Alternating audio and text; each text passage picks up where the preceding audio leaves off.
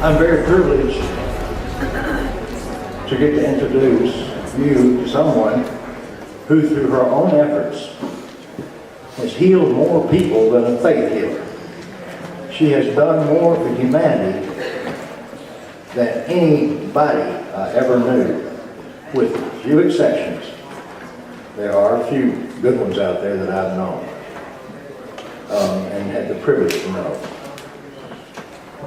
And believe it or not, one of them was a psychiatrist.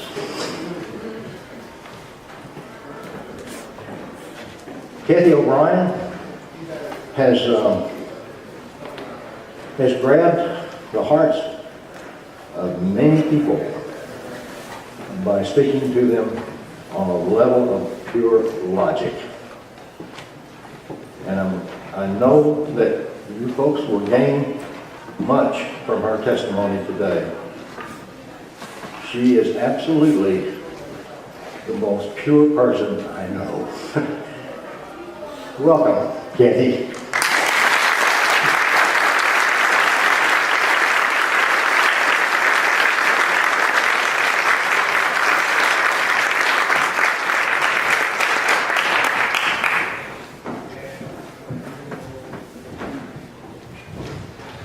Thanks.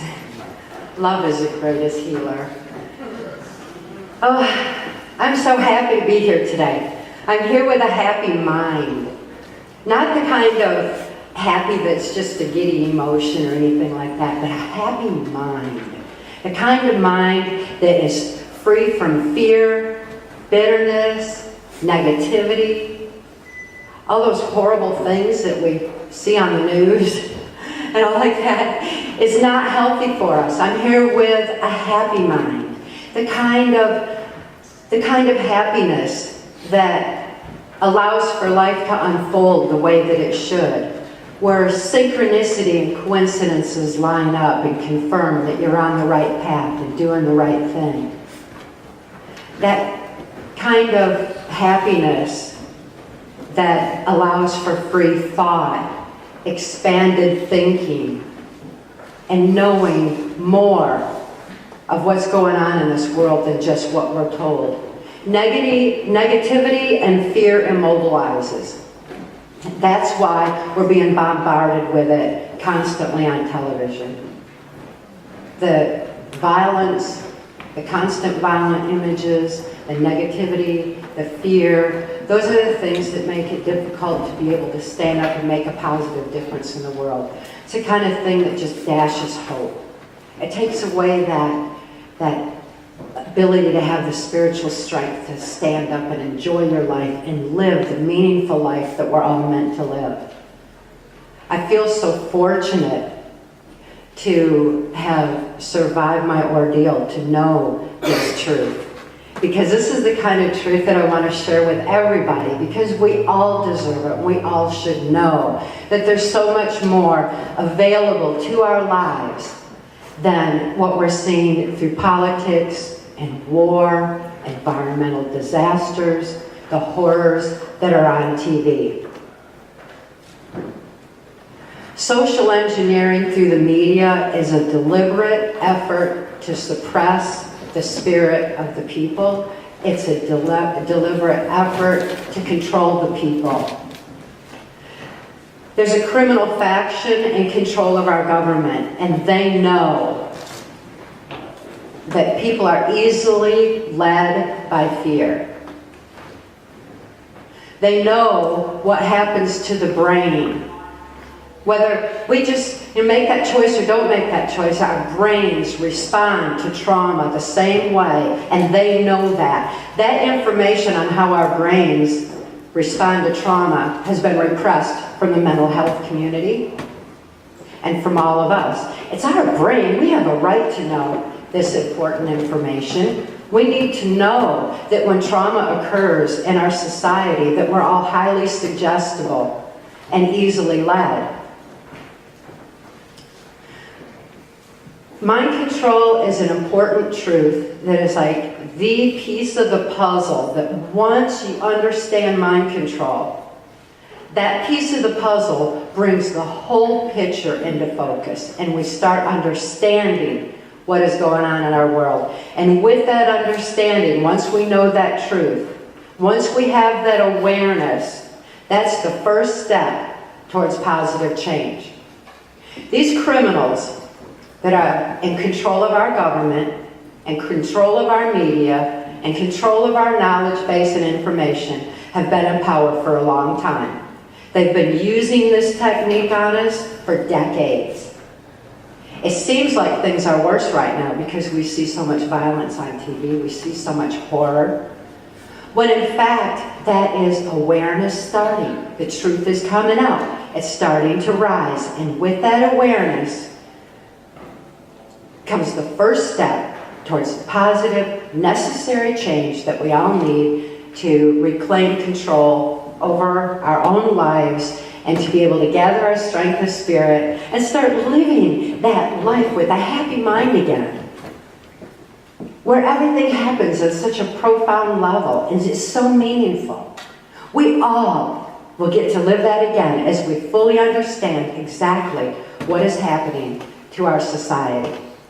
Mind control is a sliding scale, and it affects people on a very robotic level, such as military special forces, such as the kind of mind control that I experienced during the Reagan-Bush administration when I was totally robotic, carrying out the will of others and doing only what I was told to do. My experience was extreme, but it's given me insight into the deliberate machine that's being used to manipulate the minds of the masses. It gave me inside knowledge from inside the White House Pentagon level that I was subjected to. And it's given me the insight in my own healing path. Once I regain control over my own mind, what a joy it is to celebrate free thought every day and to make personal choices. One of my biggest personal choices that I have made is to choose happiness. I choose happiness, not giddiness, not ignoring the realities of what's going on in the world, but that happy mind that allows for clarity of thinking, to be able to see the solutions and to see beyond what we're being told, to be able to see beautiful people like yourselves who can't relate to the kind of violent nonsense that we're seeing every day any more than I can. TV doesn't...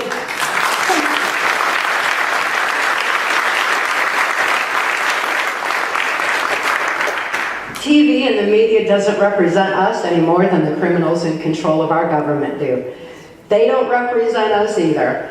And exposing them for their deliberate plan against us is a first step towards the real change in our government and in our school systems and in our lives. Using the example of my life's experience may help to understand exactly how mind control works.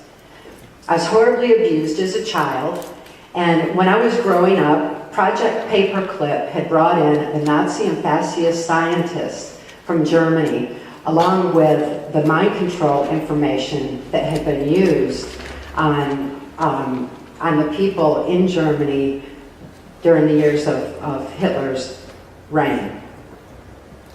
That information, we didn't really win the war per se. Instead, we just simply transferred it over here. That information on mind control was well known by the CIA, and there's MK-Ultra mind control that was going on at the time that I was born. So I was born at a time when this was just first being implemented. And it was known from that Himmler research that any child that was being sexually abused like I was, any child that was being used in pornography like I was, would be a prime candidate or a chosen one for MK-Ultra mind control.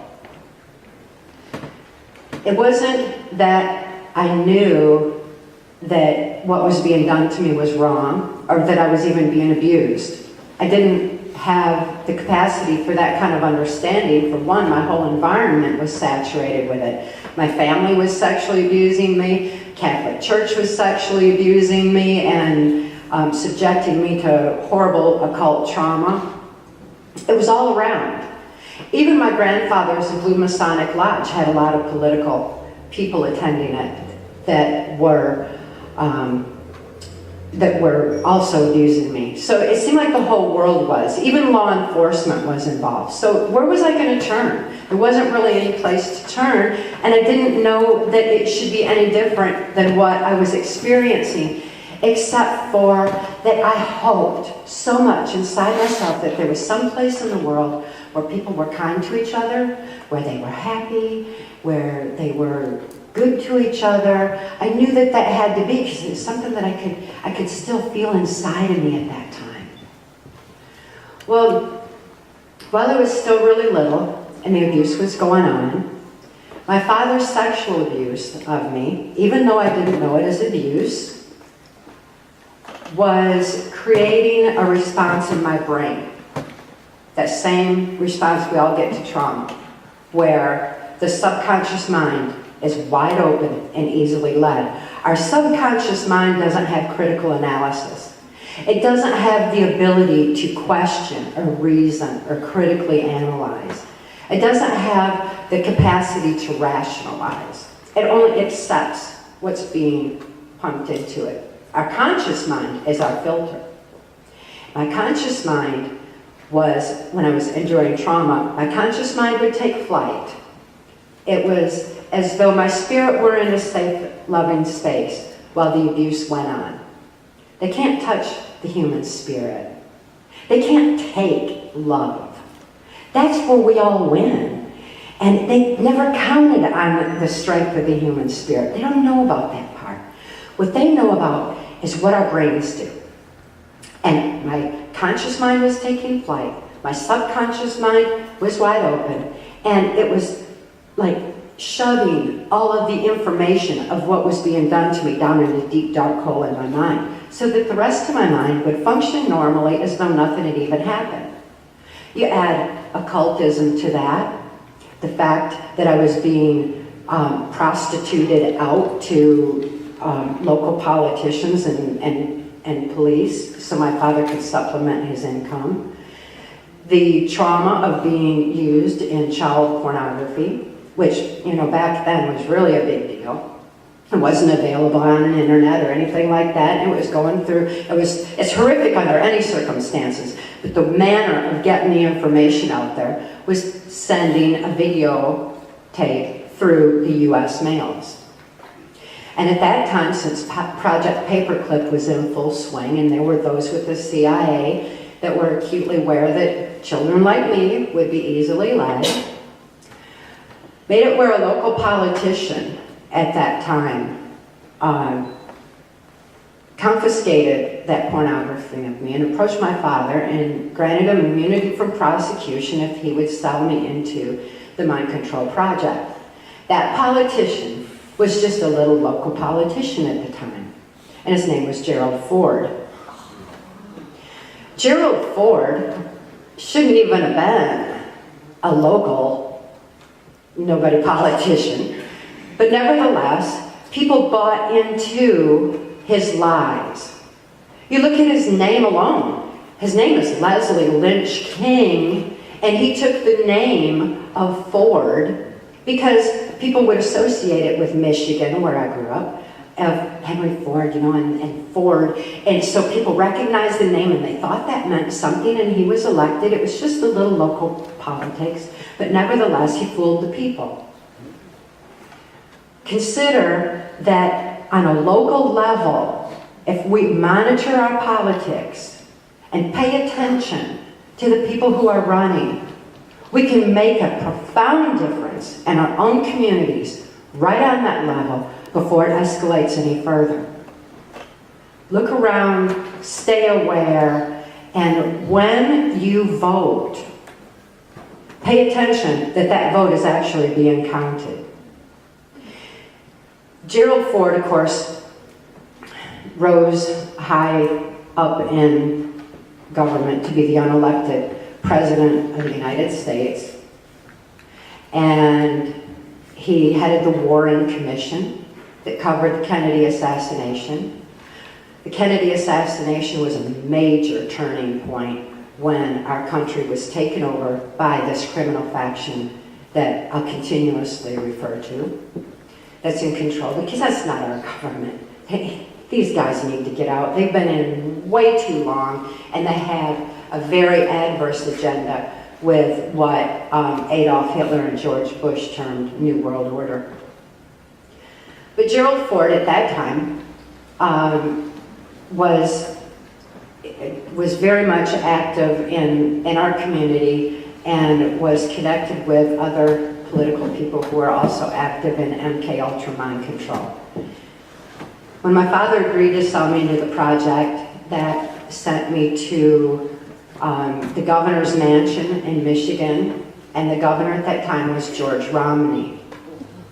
He is the father of Mitt Romney. Let's pay attention here to this little series of people that are just weaving through everything, just like mind control being the common thread that's weaving through society's woes.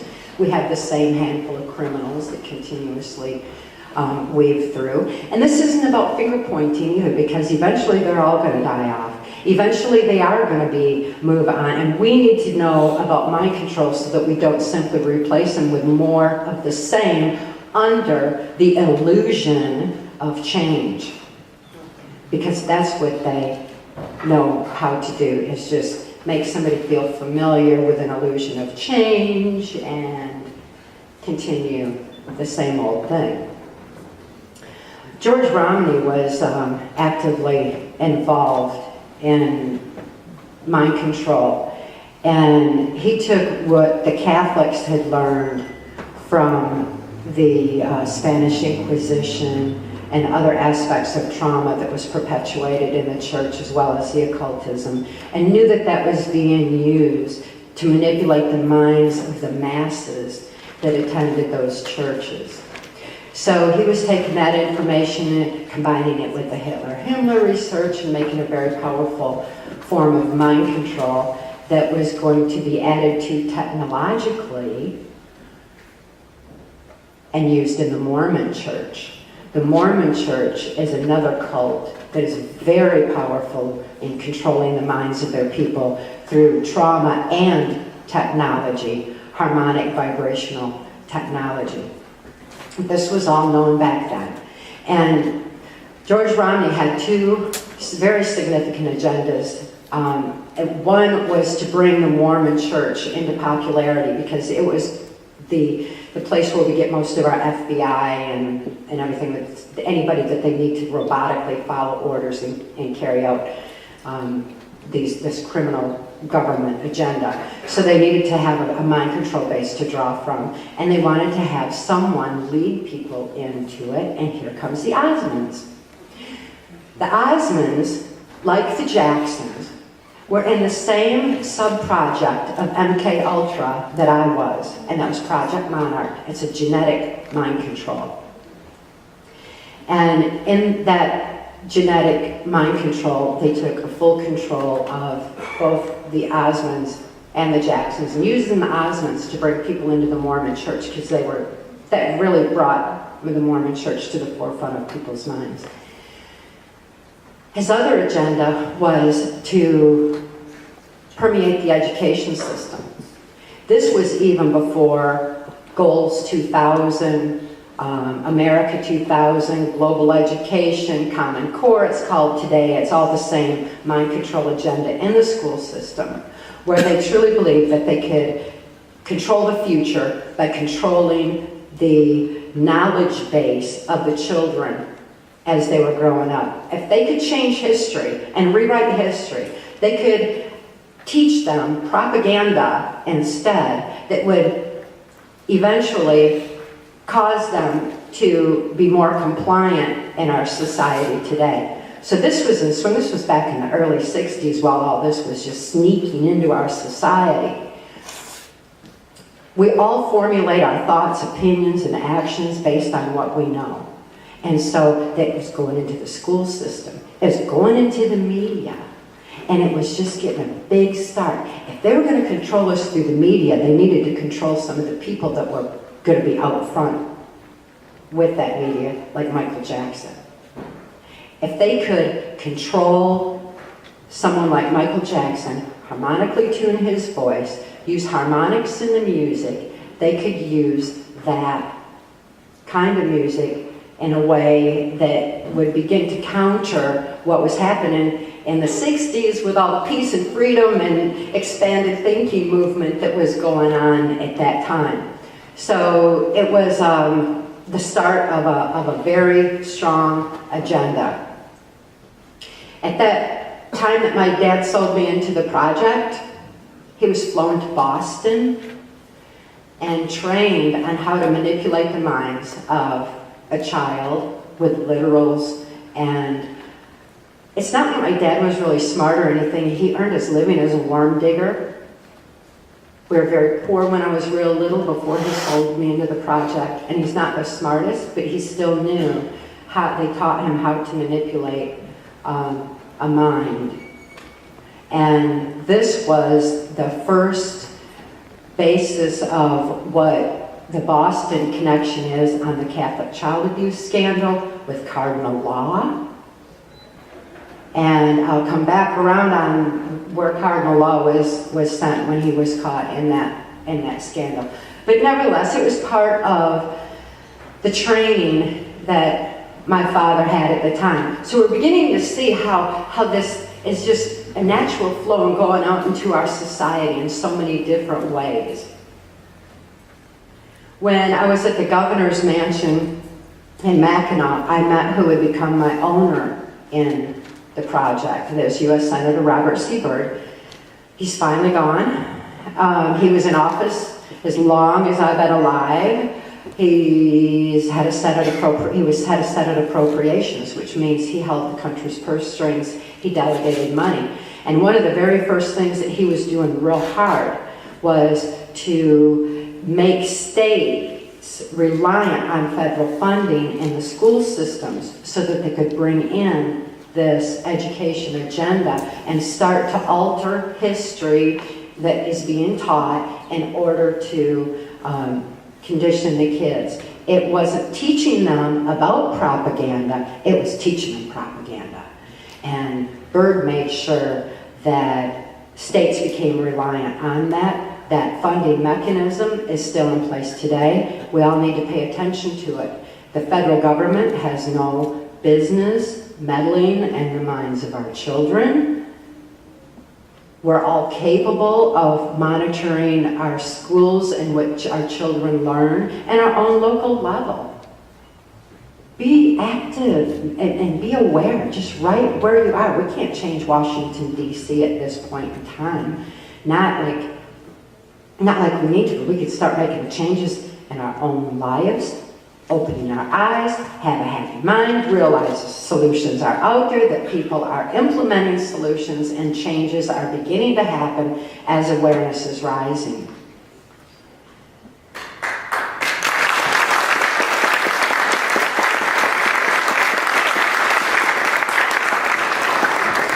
I'm really excited to see what people are doing to take back the schools, and even where the federal government has come in with the Common Core agenda.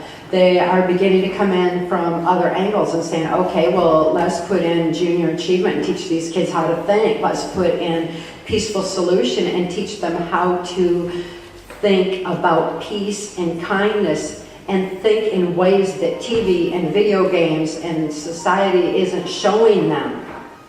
Just take back that peaceful knowledge base that all of us need to have. But it's happening. People are just taking it upon themselves and they're doing it. It's a beautiful thing that we all can do and we all need to do in order to start the positive, necessary change that our children and future generations are counting on all of us to make. As I lost control over my own mind by being sold into the project and deliberately traumatized, systematically traumatized, and having my subconscious mind manipulated in a way that gave whoever was controlling my mind total control over my life. I no longer had free will. I was living their will. I didn't have soul expression because I didn't have free thought. Without free thought, there's no free will, and without that free will, we don't have the soul expression necessary. So we need to be very careful to maintain our free thought. Cherish that free thought, expand thinking, and continue learning more and more and more, because as we learn more, like this information on mind control, it's the one piece of the puzzle that all of a sudden, whoa, so that's what's happening. Of course people aren't all like we're being told. We're the peaceful people that we know we are. We are the majority. If we weren't that way innately within us, they wouldn't need to be manipulating our subconscious. They wouldn't need to be trying to take control of us by controlling that subconscious and manipulating our free will soul expression. When the trauma occurred over and over, the more and more of my conscious mind took flight until I was totally robotic, operating on a subconscious level. I didn't have conscious awareness anymore.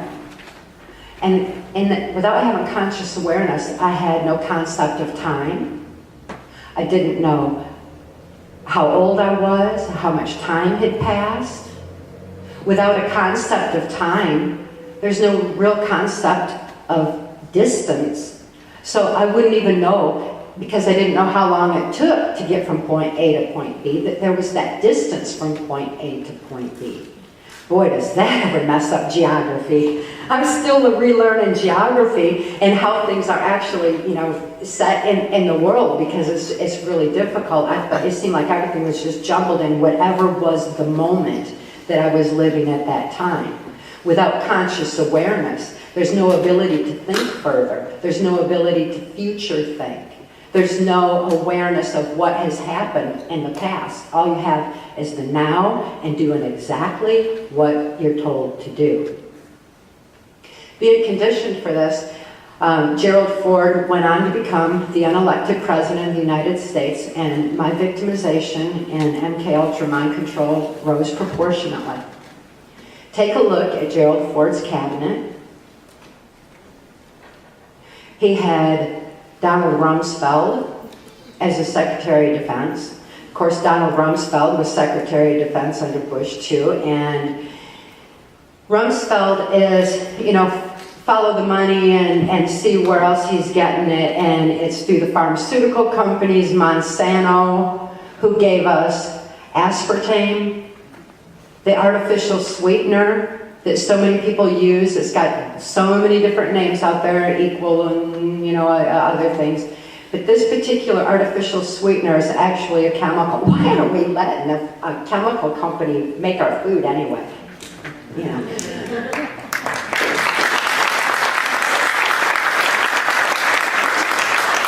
But what happens with aspartame is it dumbs people down. It takes away critical analysis, and it just dulls the conscious thinking.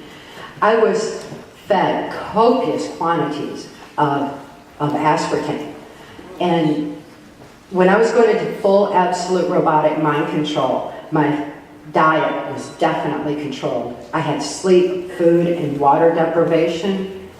I was given all this aspartame all the time, and I really lost an ability for any kind of free thought, conscious thought at all. And the aspartame aspect, for all that I was exposed to, that was one of the hardest things for me, was coming off aspartame, because I'd given so much of it. I was like addicted to it, and it was really hard to get off of it. It's like nothing else could quench my thirst like a diet drink, or something like that. It was difficult. But understanding what it was doing to me made it easier to get away from that. So here we have Donald Rumsfeld in Ford's cabinet. George Bush, Sr., head of the CIA. George Bush has been the power behind the scenes throughout my whole life. He's still alive, and I know he is still pulling strings. The president is only a figurehead. He's put out there for all of us to gravitate to. Somebody like Ronald Reagan, who'll tell us all the really wonderful things that we want to hear about downsizing government, while at the same time, you know, the whole economy is just crashing behind him. But he said the right things, and he was a figurehead out there for everybody to see. He was being manipulated too. If he had any ideas of doing something different, when he was shot, when the assassination attempt occurred, it certainly took that steam out of him for being able to implement anything. George Bush Sr. was absolutely in control through the Reagan-Bush administration. Check and see, follow Hinckley into the Mormon church, high up in the Mormon church, his father was. And they are very close friends of George Bush Sr. Is that a coincidence? Come on. You know, there are no coincidences. Coincidences are pretty glaring for all of us to be able to follow some really strong truths. George Bush Jr., I know for a fact, was under mind control. Absolute, total robotic mind control. Look back on George Bush Jr. and see how he acted. It was pretty dull-witted. And that wasn't an act. That was mind control. And that is what it looks like.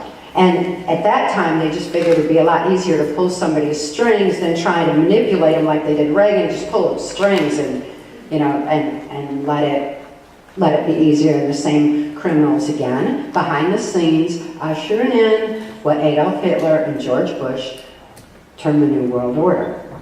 The New World Order agenda is one where the people are totally compliant, and it's like a slave society because they can't relate to the human spirit or the power of love. That's where we win and where they just completely lose and keep losing. If they would leave it to us, we would have a natural global unity just by natural attrition because we've got the internet these days, we've got communications, we get to see other countries, we've got more travel. And the differences that we see in other countries are something to learn from and embrace, and it's beautiful. I'm so glad I have had the opportunity to travel and see for myself that is the way that people are all over the world. And if we were left to that kind of unity, we would have a natural one world of just who we are, of just love and peace. We don't need wars to force it on. We don't need trauma to force it on. We don't need sanctions and rules. We don't need all of the nonsense that a handful of criminals think they are so much better than us that they need to manipulate all us little people around. Back to Ford's cabinet. Dick Cheney, his Secretary of State. Dick Cheney, I was subjected to during Ford's administration. I knew him throughout my victimization of my years in the Reagan-Bush administration. He worked in the Pentagon. I worked under him in the Pentagon. He knows that torture is what programs people. It's the trauma. It's the way the brain works. You torture somebody, they will say anything you want them to say. They're not necessarily going to say whatever. You can't torture information out of somebody. You can only torture information in and make people say what you want them to say. Torture just doesn't work that way. There's no justification for it. Dick Cheney is one of the most vile, cruel people I ever encountered. And even at that, I don't live with bitterness or hatred. I'm not speaking out to say Dick Cheney's evil. I don't need, you all know that anyway, you know? I don't need to be doing that just because I had to work under him. Instead, I'm saying it so that we all know what it looks like, so that we know how mind control works. He knows how mind control works, and he certainly used it on me. In Ford's cabinet was Jack Valenti. Jack Valenti was his press secretary. He also happened to be in the motorcade when Kennedy was assassinated, which is just an interesting little aside. But Jack Valenti was head of the Motion Picture Association. That gave him all the power in Hollywood. He decided what we could see on our TVs. That's a very, very powerful position. And it took a grip on the media to be able to alter our knowledge base through the news, through movies, or whatever else we're being fed through that TV box. We all need to think out of that box because it's not an answer. It could have so much potential if people would use it right. We could show people's differences and celebrate those instead of, try to make it like some big evil something. But anyway, that was a grip on the media that was also in this transitional time when this criminal faction took control of our government. Jack Valenti was a very close friend of Ronald Reagan's. And I had cause to see him during my the operations I worked on a White House Pentagon level, and my exposure to Reagan and so many others. One person I was exposed to that I do want to mention is Bill Clinton. Bill Clinton was a little bit different than the rest, but in the early years while he was still governor of Arkansas, he was running the cocaine operations that the CIA was so heavily involved in this funding black budget operations to usher in this new world order. So I'm not saying that Bill Clinton is not just the same as the rest of them or anything like that. The fact is that Bill Clinton was the only one who smoked marijuana. He smoked herb, and that was considered the most horrible evil by everybody else that was around me, because what happens with that is it opens neuron pathways in the brain. If trauma is occurring and compartmentalization is occurring in the brain, our military is trained that way for compartmentalized memory in the brain on that subconscious level.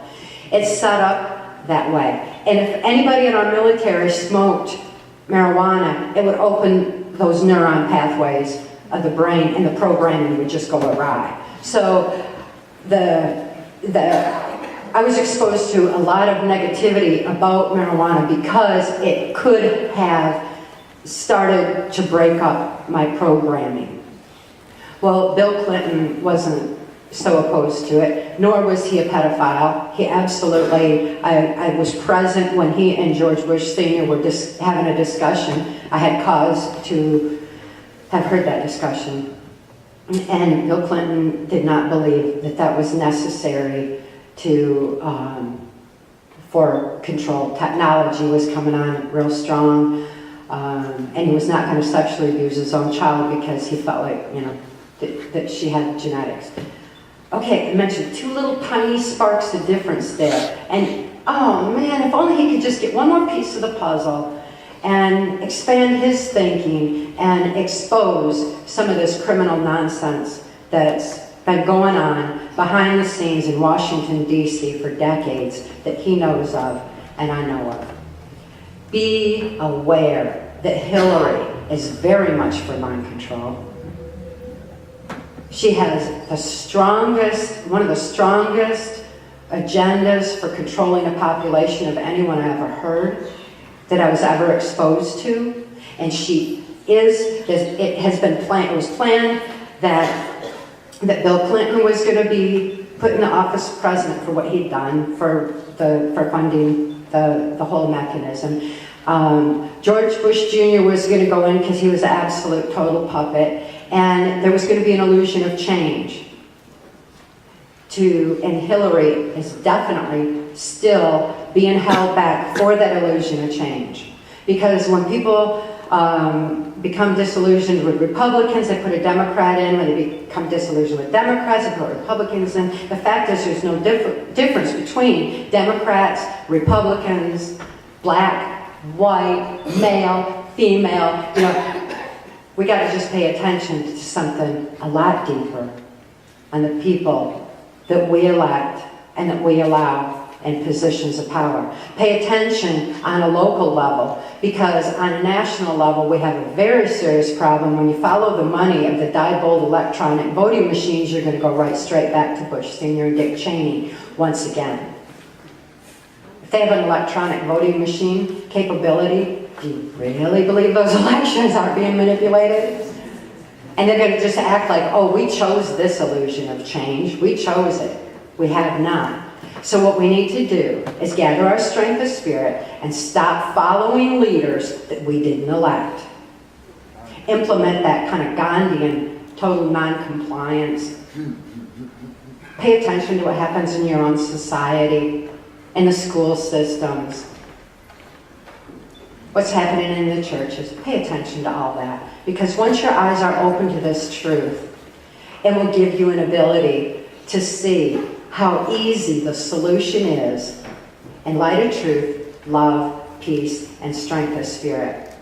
I'm seeing, speaking of trauma, being involved in trauma like Mark and I are, it's amazing that we get to have such a beautiful view of how much people are doing exactly that. There is a peaceful, I'm not even going to use the revolution word, I'm not supposed to as you as government whistleblower anyway.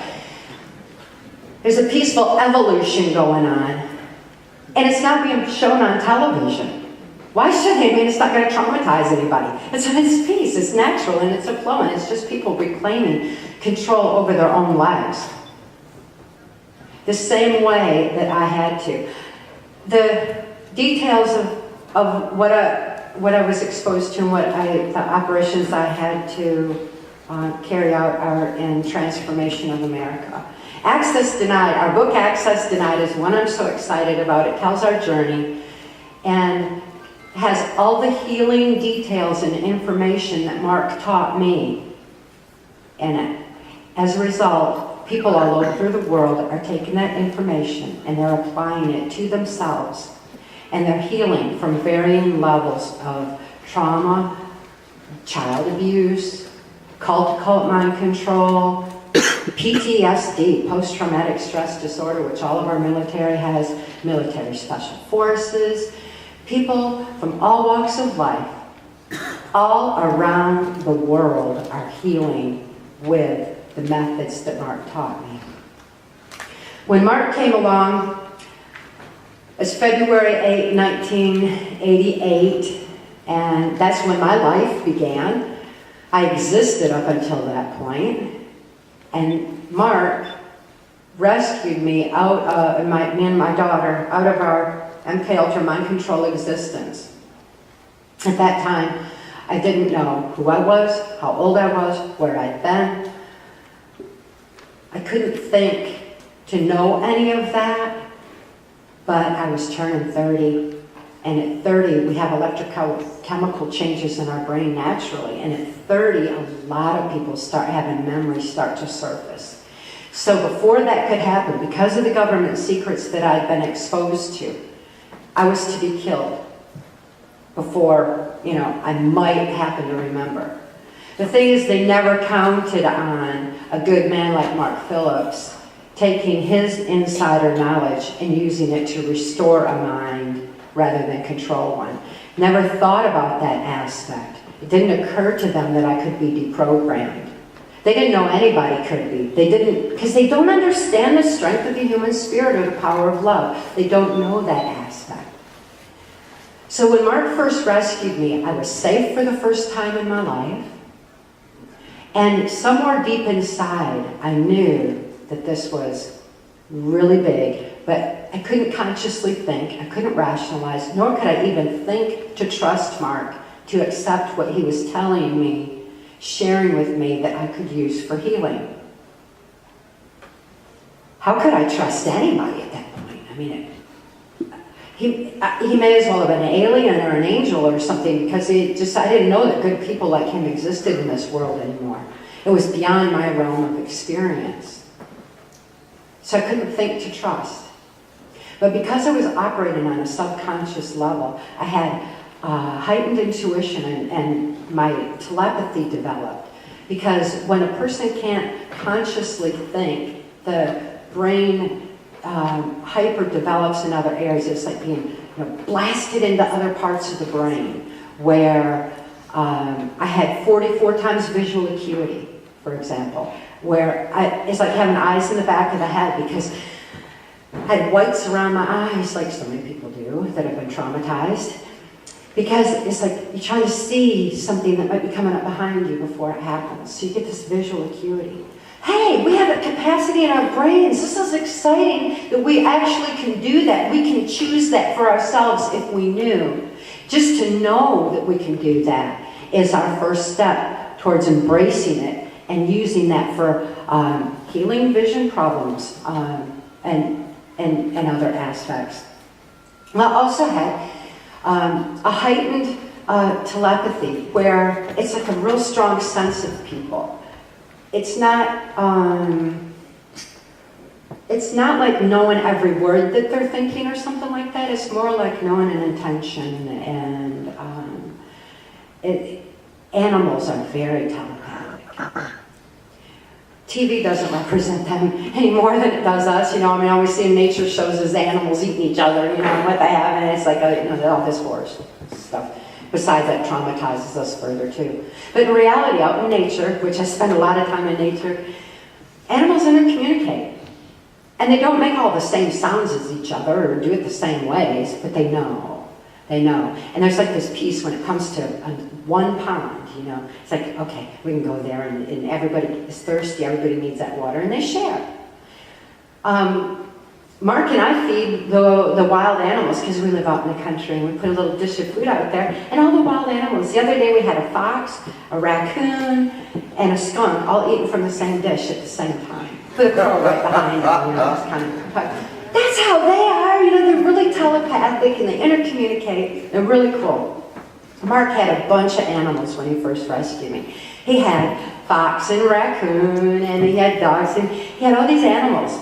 And all these animals trusted him completely. And they were just real loving with him. I'd never seen that before. Because people who abuse children abuse animals, and vice versa. It's a disregard for life. It's a whole different level. It's such a strong truth that when Mark and I began speaking out on this, the Humane Society and Human Services got together and they said, okay, when you get an abused animals, let us know, we'll check the children. When we have abused children, check the animals. Because it is that common of a thing. So what I'm seeing with Mark is that animals just totally trust him. And I sensed, if they could trust him, I could too. And that was the first step, just to be able to trust, to know that there's something better, something more out there. He strapped a watch on my wrist because I had no concept of time. And it gave me a concept of time. A concept of time equates to a concept of awareness. It's very powerful for anybody who's been traumatized or been through something to be able to monitor time and stay consciously aware so that they don't dissociate and aren't being misled by someone else. The watch is a very important part. It took some time before I gained conscious awareness, before I gained conscious thought. And I remember the day that it first happened, when I first went into that part of my brain where I could have a conscious thought. That conscious awareness thought was like, it had a feeling of like, whoa, like, whoa, I could feel things. It was so tangible, I could feel again, because I was consciously acknowledging that I was feeling something. That is an amazing thing. When we see people who've been horribly abused and they cut themselves and the horrible things that they do trying to feel, it's because they don't have that conscious awareness of feeling to where they can connect with it to the degree that they need. Strap on a watch and start writing out memory. Writing out memory is the biggest tool that Mark gave me. Starting to write takes the logic part of the brain, and so all this repressed memory of what had happened that was shoved down in these little dark holes in my brain would be shifted over to logic as I wrote it out. And there it is, right in front of me, where I become consciously aware and it spans all of my being. With that conscious awareness, I didn't have to get emotional about it, like, oh, look what happened to me, or anything like that. I already survived it. And besides, Mark gave me another tool that was really, really cool and really important for me. He said, voice no negatives without a solution. Think about that one. Well, I couldn't just gripe and complain about what happened. What? I had to think of a solution. Think of a solution. That meant I had to push my brain to think further. I had to be able to expand my thought. And with that came like a need to program myself to start thinking. So I would put little notes up to myself, like on a mirror, on a refrigerator, that said, think further, consider other perceptions, consider other angles, and of course, voice no negatives without a solution. This is very important.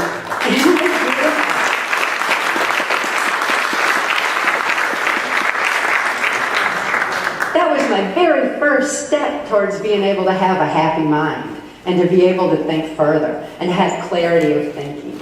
But that took some time. I had to exercise my brain in a lot of ways. But the most important part was writing out memory.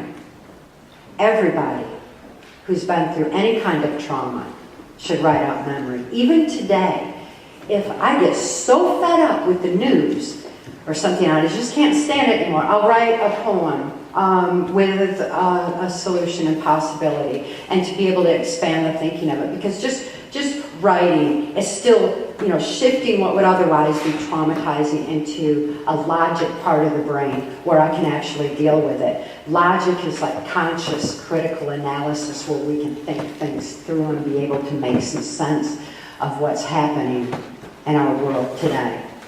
So if the world is just looking too dark, if it's getting too depressing, right, focus on a solution.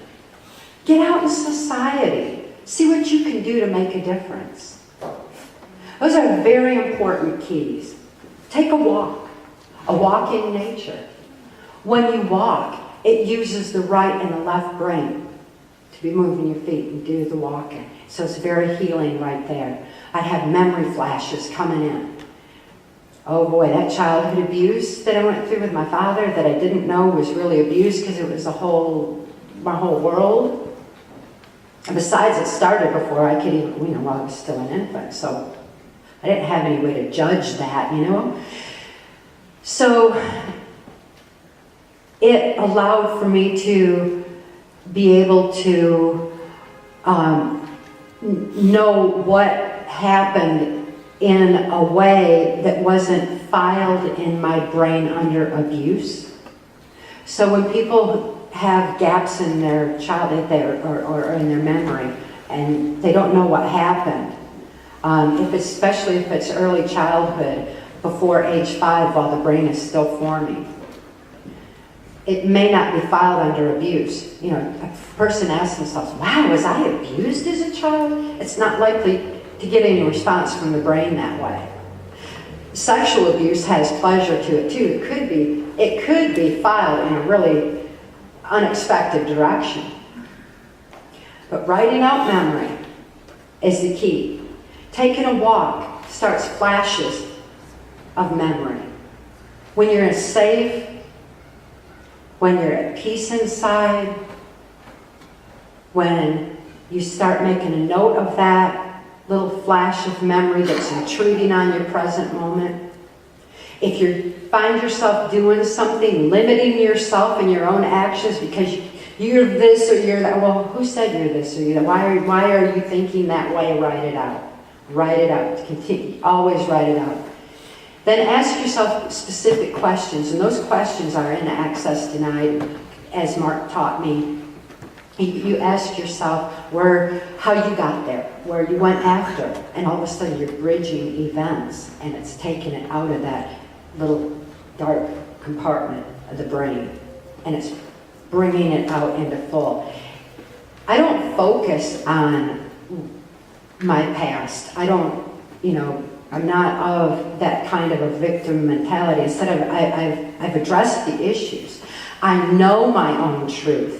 And knowing my own truth, I have inner peace.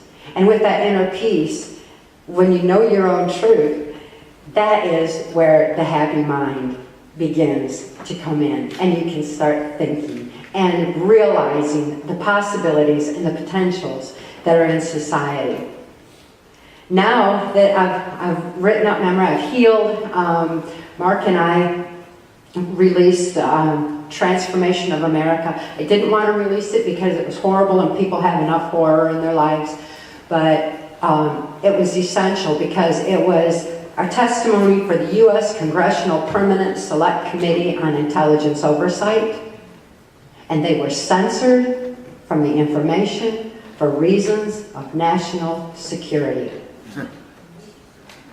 Congressional oversight on intelligence is censored for reasons of national security. People need to know this. Upon the advice of an attorney, we released the book en masse. Now, it's been translated into numerous languages. It's in law libraries worldwide. College students are writing their thesis on the information. They're being taught it in major universities, and especially in the areas of law. It's also being used in mental health, but not as much as the Access Denied. When Trance was out, and Mark and I began speaking out, I was motivated by love for humanity and love for my daughter to bring the information to light. As the books went into translation, we would speak in the different countries where it was being translated. We spoke in Germany, which is an amazing experience considering the Hitler connection. Those people are acutely aware that the United States is being manipulated and controlled. They consider we're more controlled than the Nazis were. We're dumbed down further. Not all of us here, but as a nation, because of the technology that's being used, the harmonics, the music, the manipulations through the media, the terror, the trauma that's been going on for so long. They know.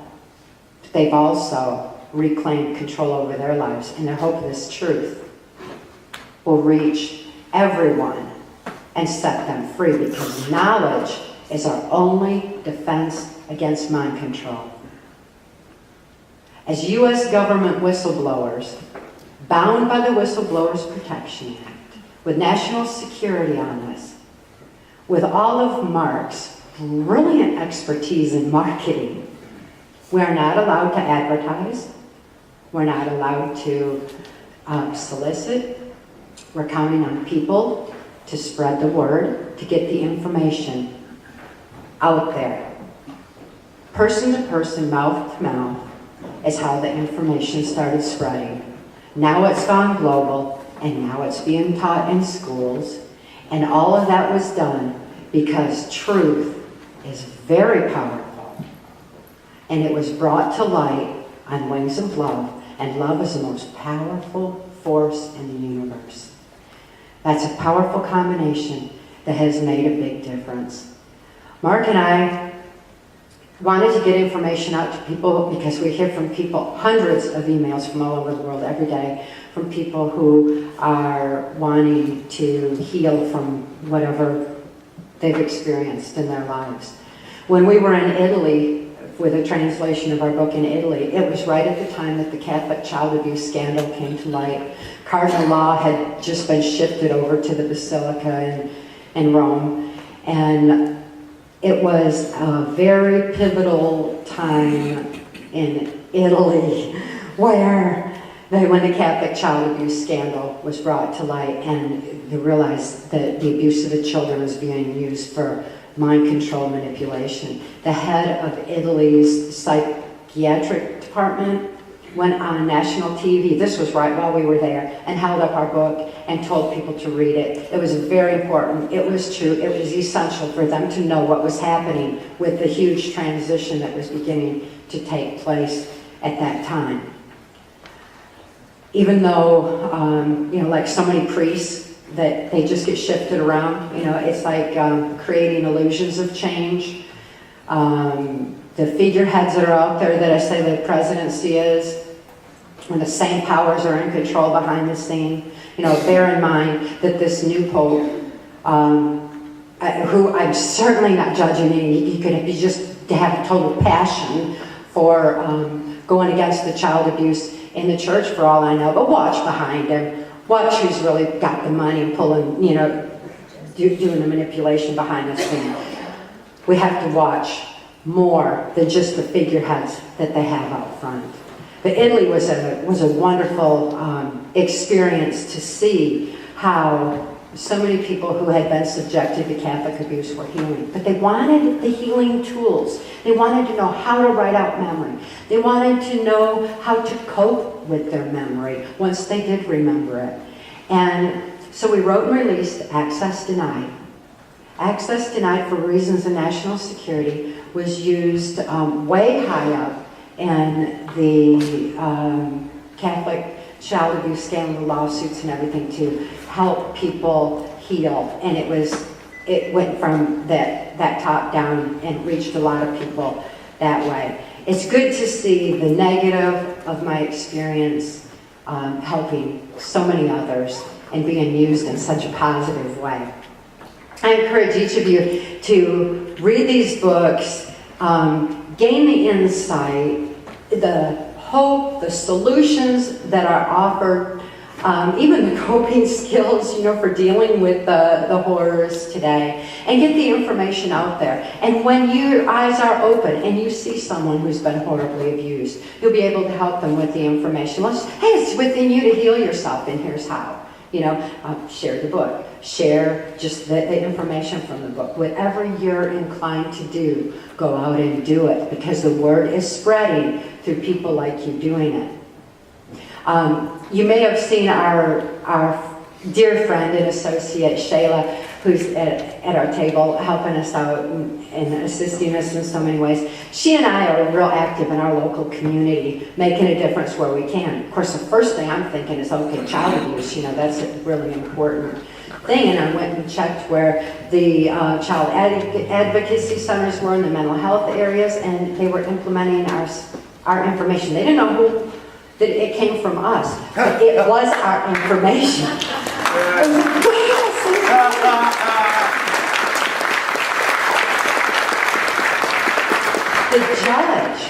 The judge is so harsh on child abuse because they know what it does to the minds of the children. They're real hard on those criminals. Our sheriff is real hard on those criminals. Pay attention to your sheriff. Your sheriff is our last line of defense against the federal government. If there's going to be a federal raid, it comes to the sheriff. You have the ability to know your sheriff and to make sure the right person is elected for that very important and powerful job. And because of that, my friend Shayla and I, we campaigned for that judge on their elections. We campaigned for the sheriff. And we kind of expanded another direction, because with HAARP and all the environmental changes and the global changes that are happening, I know that our planet has its own changes, but they're accelerated because of HAARP. Check out HAARP. And I wanted to make a difference in the environment, and the best way it seemed was through education. So we went into the school systems and talked with the children about litter, recycle, the environment, caring about the environment, and realizing that they all just simply needed to know, to think, to care again. Because with all we're being, the kids are being bombarded with, they're getting real hopeless, and we need to give them hope. We need to show them where they can make a difference and what a big difference they can make. Picking up one piece of litter could save an animal, and that's just a big step. So we are making differences in those little ways. Look around your community and see what you can do to make a difference. And everybody, gather your strength of spirit with this truth. Truth does make us free. Free to expand your thinking, and free to evolve in light of truth, and evolve with love, and keep that evolution going. Thank you so much.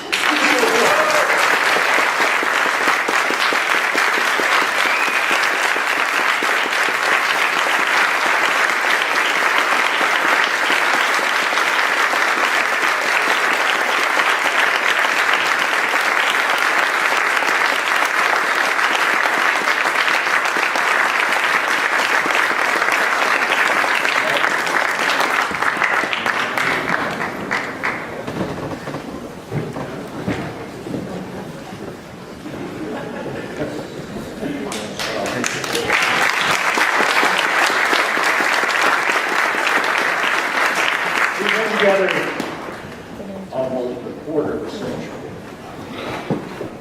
And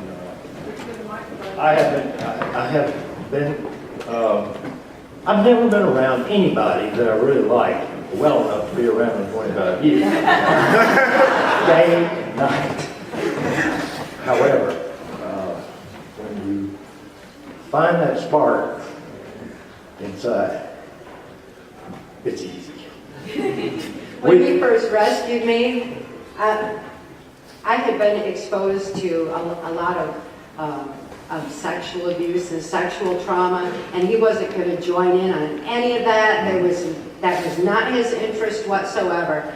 And he said to me then that he didn't want me a piece at a time, he wanted me all at once, until I knew who I was and could give love, because living love is giving love. And that was a huge motive to be able to heal and live the love I am, so that we can fall in love like we have. Right.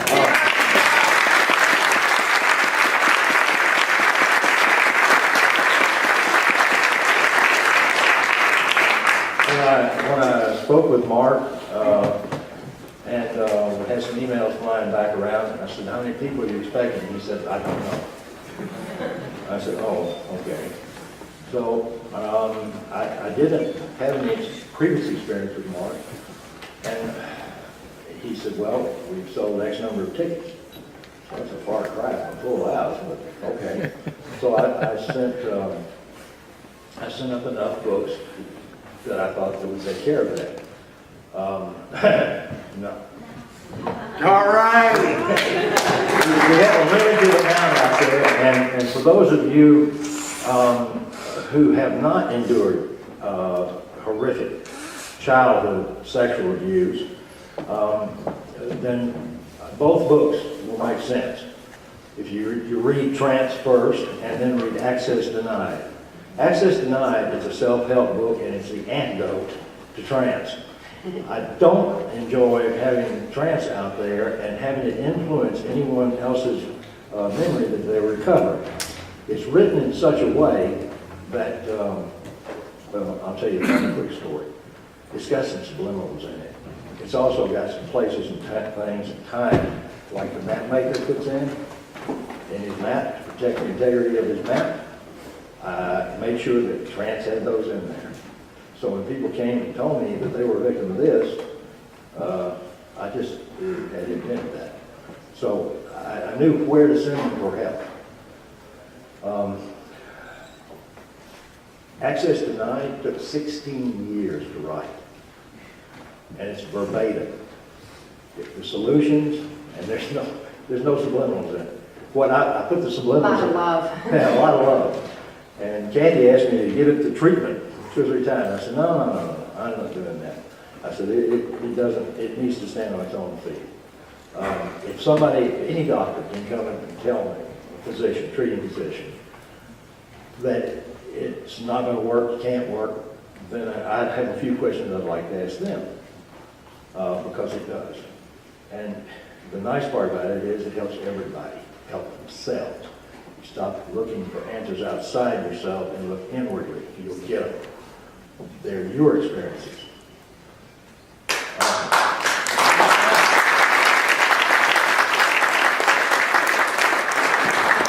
We deeply appreciate this opportunity, and I've expressed it numerously to Mark and others, and John for carrying us around. Good gracious. The fact remains is, I do believe this is the last public presentation we'll do in the United States. We continue to do it offshore. We're working primarily with physicians and social workers, and in some instances, political people. It's been an opportunity, a learning curve for us. We can't make a living on selling books. It barely pays to have the books reprinted, and we cannot have a publisher. We can't sell publishing rights. We can't sell the movie, our life rights to trans. It's gone if we do. It will never resurface. So I said, well, as long as I'm alive, yeah.